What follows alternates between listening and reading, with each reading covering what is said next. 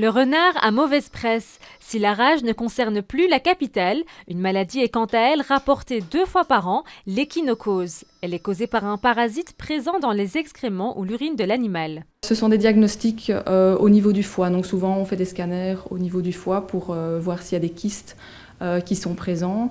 Et au niveau des renards, en général, c'est comme ça qu'on fait la surveillance aussi. On regarde au niveau des intestins le nombre de kystes qui sont présents à ce niveau-là.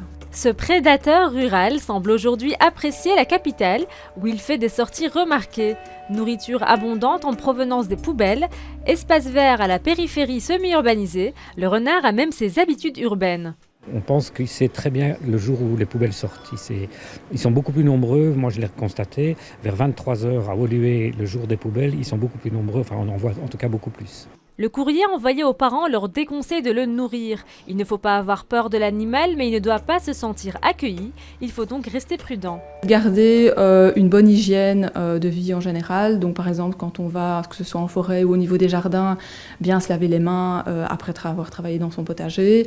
Et aussi, surtout, ne pas approcher les animaux. Donc que ce soit vivant ou si par exemple des gens parfois trouvent des cadavres au niveau des jardins.